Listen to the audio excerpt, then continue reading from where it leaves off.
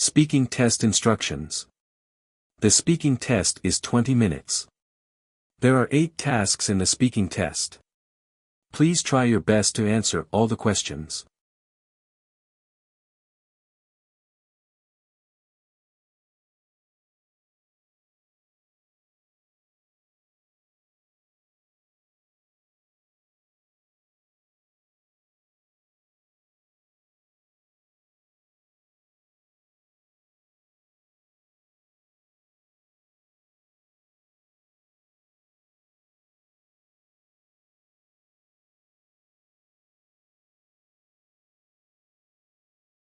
Start speaking now.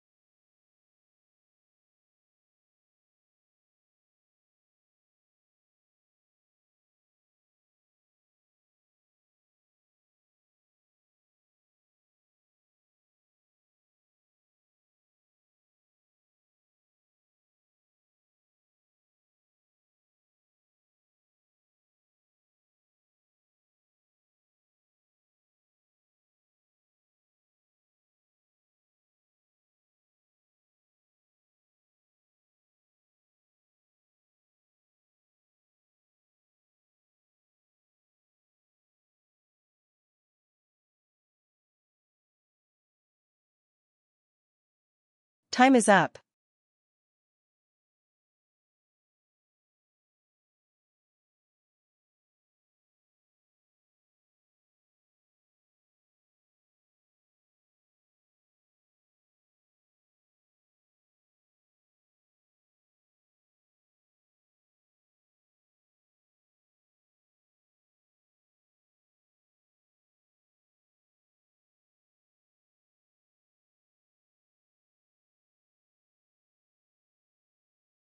Start speaking now.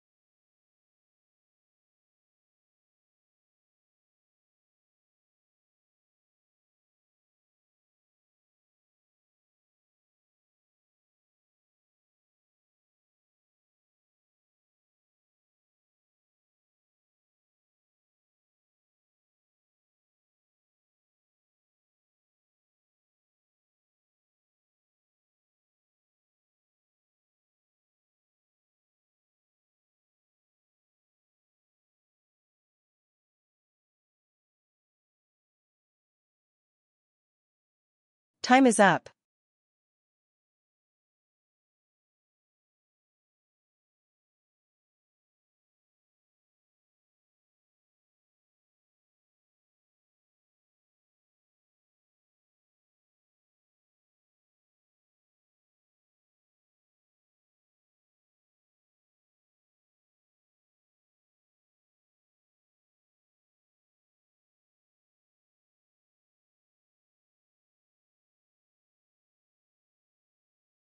Start speaking now.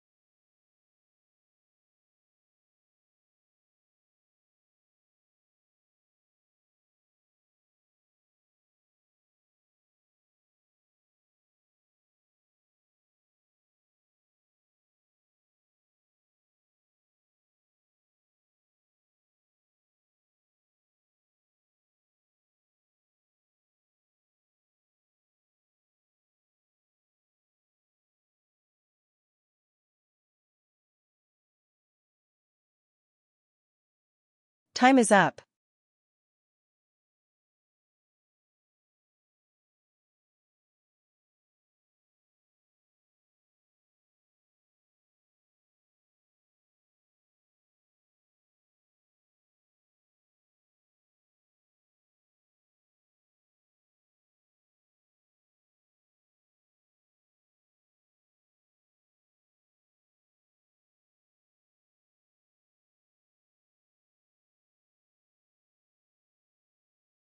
Start speaking now.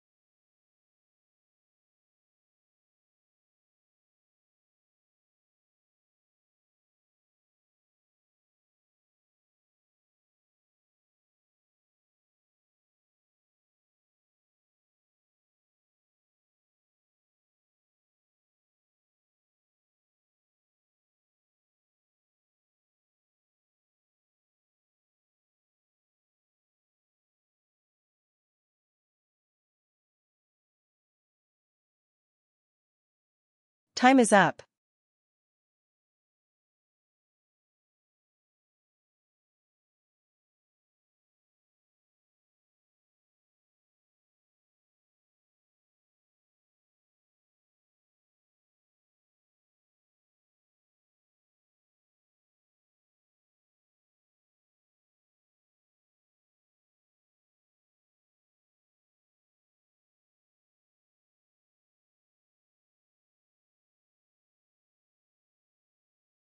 Start speaking now.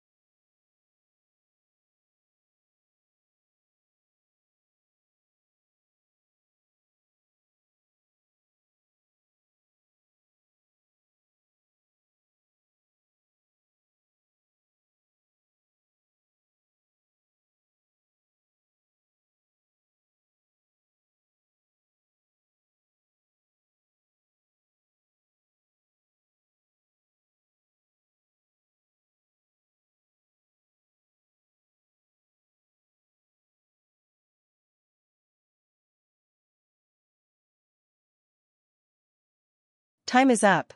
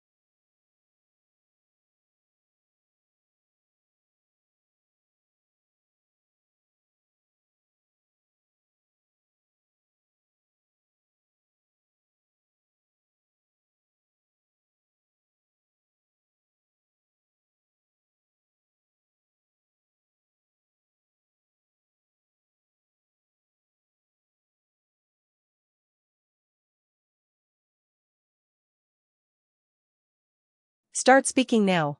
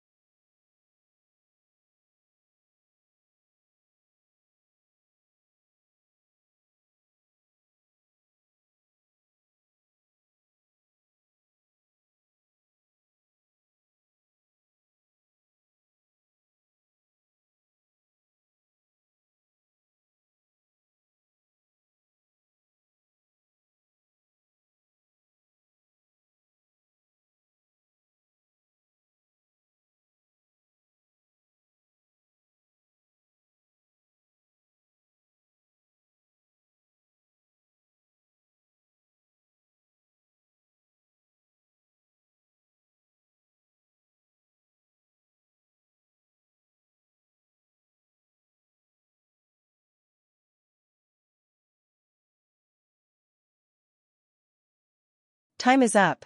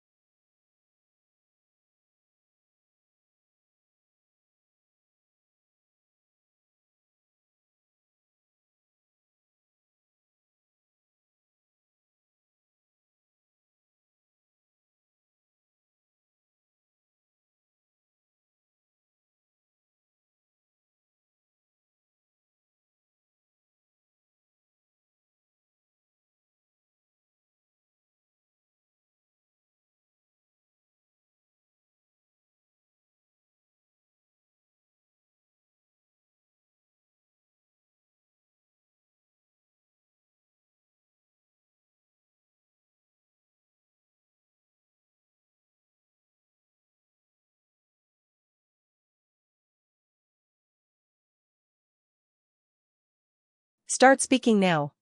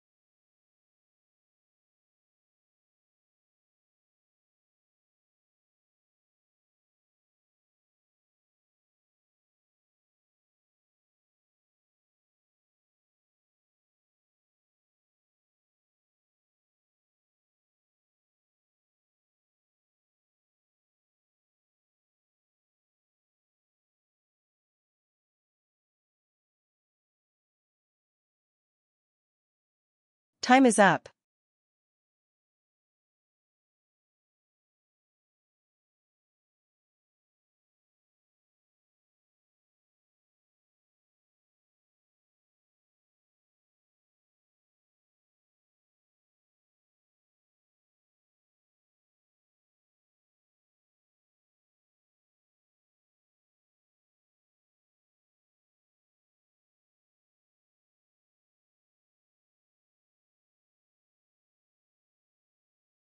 Start speaking now.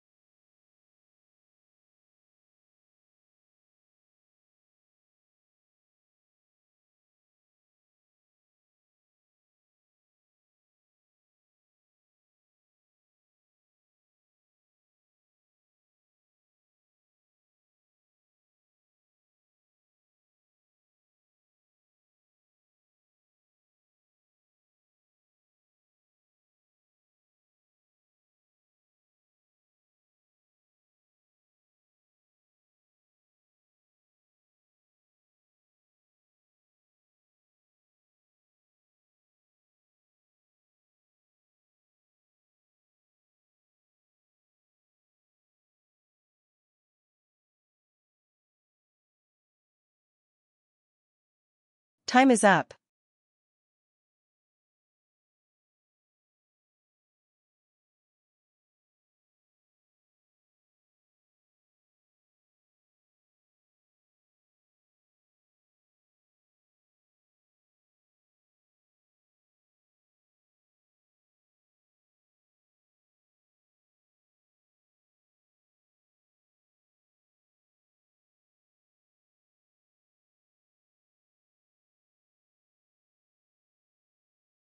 Start speaking now.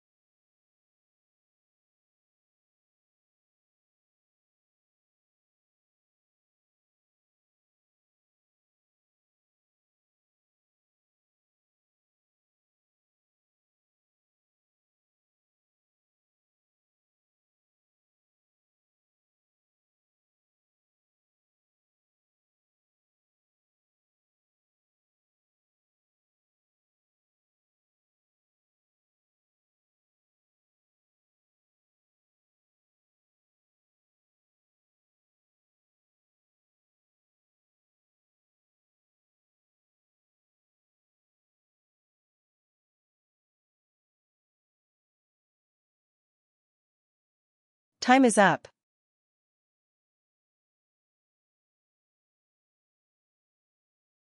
Christina, I can understand how overwhelming it must feel to be honored with 3 bridesmaid invitations in such a short time frame. This situation reflects how much your friends value your friendship and want you to be part of their special days. Nevertheless, you're facing a legitimate financial and logistical challenge that requires honest assessment and difficult decisions. First and foremost, calculate the total costs involved, including dresses, shoes, travel, accommodations, bridal showers, bachelorette parties, and gifts for each wedding. Furthermore, consider the time commitments for dress fittings, pre-wedding events, and the wedding days themselves, and whether this schedule is realistic given your work and personal obligations. Additionally, accepting all 3 commitments when you cannot afford them or fulfill them properly would ultimately disappoint your friends and create stress for everyone involved. Moreover, attempting to participate in all 3 weddings might mean giving each bride a diminished version of your attention and support rather than being fully present for any of them. Consequently, I'd recommend being honest with your friends about your situation rather than overcommitting and potentially letting them down later.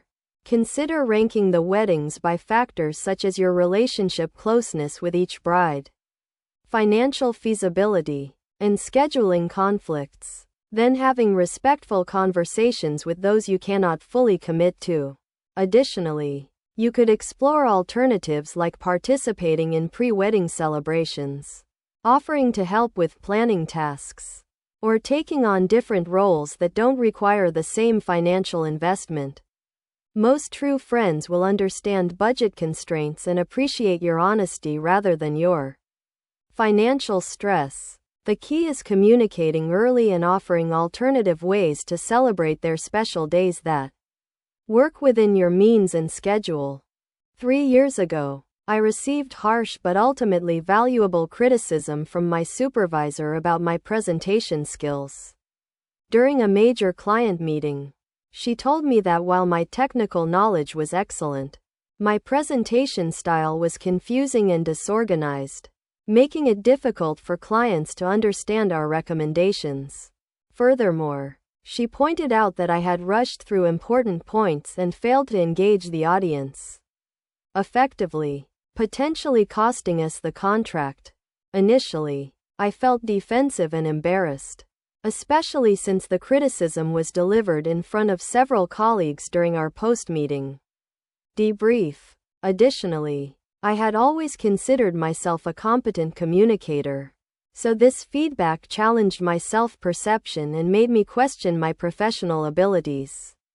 My first reaction was to focus on the aspects of the presentation that had gone well and mentally argue against her assessment rather than truly listening to the constructive elements of her feedback. Nevertheless, after the initial sting wore off, I realized that her observations were accurate and that my defensive reaction was preventing me from addressing legitimate areas for improvement. Consequently, I asked for specific examples and suggestions for improvement rather than continuing to justify my approach. Moreover, I enrolled in a professional presentation skills workshop and began practicing my presentations with colleagues before important meetings.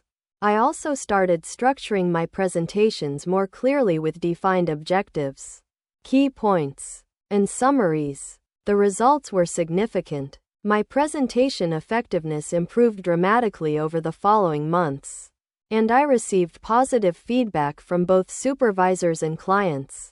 Additionally, this experience taught me to view criticism as valuable information rather than personal attacks, helping me become more receptive to feedback in all areas of my professional development. Most importantly, I learned that initial defensive reactions are natural but shouldn't prevent us from extracting useful insights from difficult conversations. This vibrant illustration depicts a bustling farmers market scene taking place in a town square on A sunny Saturday morning. In the foreground, several vendors have set up colorful stalls with striped awnings, displaying an abundance of fresh produce including bright red tomatoes, green leafy vegetables, and golden corn. Meanwhile, shoppers of various ages are moving between the stalls, carrying wicker baskets and reusable bags as they examine the seasonal offerings. On the left side of the scene, an elderly farmer in overalls and a straw hat is enthusiastically explaining his organic vegetables to a young mother with 2 children, who are curiously touching the different textures of the produce. Additionally, a food truck serving fresh sandwiches can be observed in the background, with a small queue of customers waiting to place their orders. The right side features a flower vendor arranging bouquets of sunflowers and roses, while a couple discusses their wedding centerpiece needs. Furthermore, street musicians with guitars and a small drum set are performing near a fountain, creating a festive atmosphere as people drop coins into their open instrument cases. What makes this scene particularly engaging is the sense of community it portrays, where local producers connect directly with consumers. Children learn about fresh food sources, and the town square serves as a gathering place that strengthens neighborhood relationships while supporting sustainable local commerce. Initially, the customers browsing the farmers market will complete their purchases from various vendors, whereas the elderly farmer will continue explaining the quality of his fresh produce to interested buyers. Subsequently, the children carrying baskets will likely persuade their parents to buy colorful flowers or sweet treats from the hot dog vendor, while simultaneously, more shoppers will arrive to take advantage of the fresh morning offerings. Meanwhile, the flower vendor will presumably arrange her beautiful bouquets to attract additional customers, and consequently, the vibrant market atmosphere will become increasingly bustling with activity. Furthermore, families will gather around the central fountain area to rest and enjoy their purchased snacks, while musicians in the background might begin performing to enhance the community ambiance. Despite the busy marketplace environment, vendors will maintain friendly conversations with regular customers. Nevertheless, they'll remain focused on selling their fresh seasonal products. In addition, as the morning progresses, popular items will sell out quickly, prompting vendors to restock or offer alternative products. In conclusion, this charming farmers market will continue serving as a vital community hub where local producers connect directly with consumers, thereby supporting sustainable agriculture and fostering neighborhood relationships.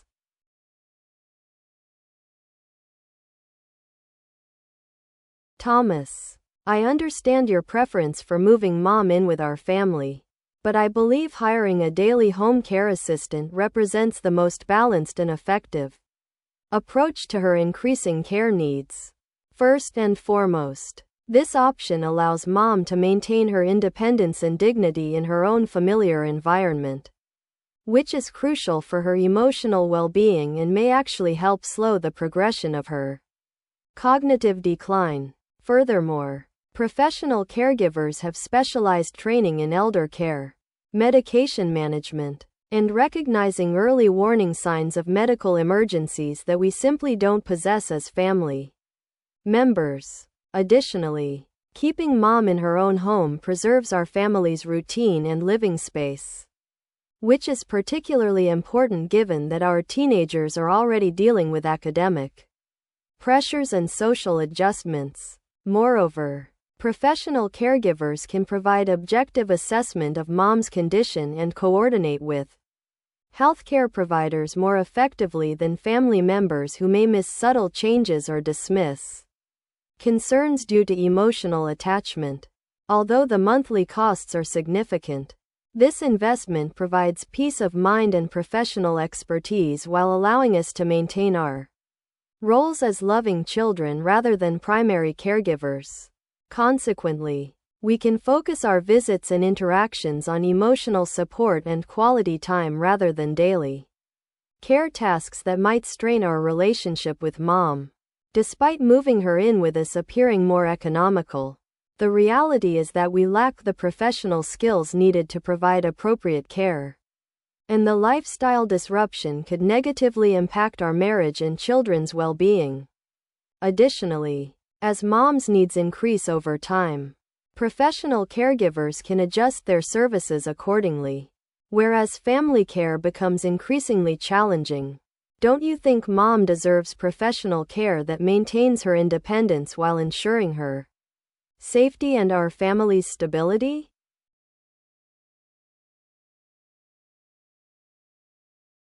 Thomas, while I appreciate your concern about the costs of professional care options, I strongly believe that a senior living community provides the most comprehensive and appropriate solution for mom's current needs and future care requirements. First and foremost, mom's increasing forgetfulness and safety concerns indicate that she needs more supervision and support than daily home care can provide, particularly during overnight hours when accidents or medical emergencies are most likely to occur. Furthermore, senior living communities offer specialized programs and activities designed to maintain cognitive function and social engagement, which could significantly slow the progression of her memory issues compared to the isolation she might experience with other care arrangements. Additionally, these communities provide immediate access to medical professionals, physical therapy, and emergency response systems that could prevent serious health crises and potentially extend mom's quality of life significantly. Moreover, the social opportunities available in senior communities could greatly improve mom's emotional well-being by connecting her with peers who understand her experiences and challenges. Although leaving her familiar surroundings is difficult, many residents adjust well to senior communities and develop new friendships and interests that enhance their later years. Consequently, while the transition may be challenging initially, the comprehensive care and social benefits could provide mom with a more fulfilling and safer lifestyle than struggling to maintain independence in an environment that's becoming increasingly difficult for her to navigate. Despite the moving option appearing more loving, the reality is that family caregiving often leads to burnout, resentment, and inadequate care when we lack professional expertise. Consider that senior communities are specifically designed to address the complex needs of aging adults in ways that homes and families simply cannot match. Don't you think mom deserves specialized care that can adapt to her changing needs? Rachel, I need to talk to you about your request to stay with us while you transition out of your relationship with Mark. First and foremost, I want you to know that I'm incredibly proud of you for making the decision to leave an abusive situation, and I completely support your choice to prioritize your safety and well-being. Nevertheless, I need to be honest about some concerns I have regarding you staying in our home during this transition period. Furthermore, while I desperately want to help and protect you, I'm worried about the impact this situation might have on Emma and Jake, who are already dealing with significant stress from school and social pressures. Additionally, bringing the emotional intensity and potential drama of your separation into our home environment could create additional anxiety for the kids when they need stability most. Moreover, I'm concerned that Mark might try to contact you here or show up at our house, which could put my family at risk and create fear for the children. Although this decision is incredibly difficult for me, I believe there are other arrangements that could provide you with safety while protecting my children's current emotional needs. Consequently, I'd like to help you explore alternatives like women's shelters that specialize in domestic abuse situations, temporary housing programs, or staying with other family members or friends who don't have teenagers at home. Additionally, I'm committed to supporting you financially with deposits, moving costs, or whatever practical assistance you need to establish safe independent housing. Despite not being able to offer our home, I want to be involved in helping you navigate this transition and ensuring your long-term safety and independence. Would you be willing to work with me on finding alternative housing arrangements that keep you safe, while allowing me to protect my children's stability during this difficult time? David, I know you're concerned about protecting Emma and Jake from additional stress, and I share that priority as a parent. Nevertheless, I believe we have a moral obligation to help Rachel during this crisis that outweighs other considerations. And I need you to understand why turning away my sister could have devastating consequences. First and foremost, Rachel has finally found the courage to leave an abusive relationship after 2 years. And this represents a critical window where she needs immediate support to avoid returning to a dangerous situation. Furthermore, domestic abuse situations often escalate when victims attempt to leave, making Rachel particularly vulnerable right now and requiring family support for her physical safety. Additionally, teaching our children that family members support each other during crises provides them with valuable lessons about loyalty, compassion, and moral courage that will serve them throughout their lives.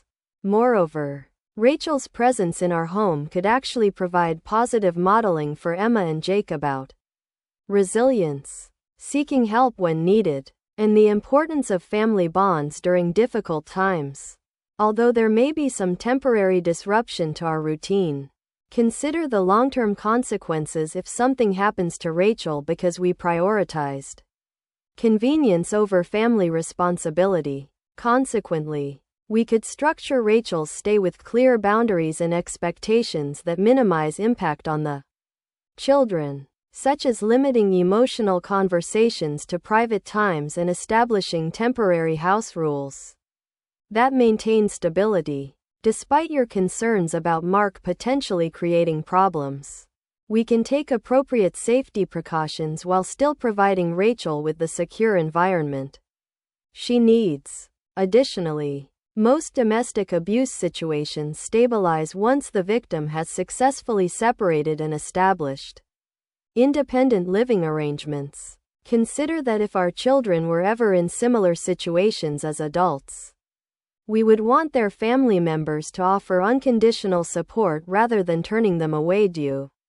to inconvenience. Don't you think showing Rachel that family stands together during crises is more important than avoiding temporary disruption? Employers should have limited rights to monitor employees' social media accounts, but this monitoring should be restricted to specific circumstances and subject to clear policies that balance legitimate business interests with privacy rights. First and foremost, employees retain reasonable expectations of privacy in their personal lives and communications. And excessive monitoring creates an oppressive work environment that could harm morale and trust between employers and workers. Furthermore, constant surveillance of personal social media activity represents a significant overreach that could discourage legitimate personal expression and political participation that employees have fundamental rights to engage in freely. Nevertheless, I recognize that employers have legitimate interests in protecting their company reputation, preventing disclosure of confidential information, and ensuring that employee behavior doesn't create liability issues or hostile work environments. Additionally, certain positions involving public safety, security clearances, or significant public representation may justify more extensive monitoring due to the potential consequences of inappropriate behavior. Consequently, I believe monitoring should be limited to specific circumstances with clear policies that define acceptable and unacceptable online behavior while respecting employee privacy. For instance, employers might reasonably monitor public posts that directly reference the company, clients, or coworkers, or investigate reported incidents of harassment or discrimination that occur through social media platforms. Moreover, any monitoring policies should be transparent, consistently applied, and focused on behavior that directly impacts workplace performance or creates legal risks rather than general lifestyle choices or political opinions. Additionally, employers should provide clear guidelines about social media use and offer training to help employees understand appropriate online behavior rather than relying solely on punitive monitoring. Therefore, while employers need some ability to address social media behavior that affects their business, this authority should be carefully limited and balanced against employees' privacy rights and freedom of expression in their personal lives. Alex, you absolutely have to get down to the Metropolitan Art Gallery this weekend before their new exhibition closes. While attending the opening night with my colleague Jennifer, I encountered the most extraordinary sculpture that immediately made me think of you. Picture this. The artist has created a life-sized elephant, but instead of traditional materials, the entire sculpture is constructed from hundreds of vintage typewriters. Not only are these typewriters arranged to perfectly form the elephant's massive body and legs, but they're also positioned so that some of the keys are still functional and actually spell out poetry when you press them. What makes this piece even more remarkable is how the artist has used the typewriter ribbons to create flowing, colorful streams that represent the elephant's movement through space. Furthermore, the sculpture is interactive. Visitors can actually type messages that appear on a large screen above the piece, creating this incredible fusion of vintage technology and contemporary digital art. Given your passion for both sculptural art and innovative installations, I knew you'd be absolutely fascinated by this combination of nostalgia and interactivity. The gallery mentioned that this piece took the artist over 2 years to complete, and it's only on display for another week. Since photography isn't allowed, you really need to experience this incredible elephant typewriter hybrid in person to fully appreciate its artistic impact.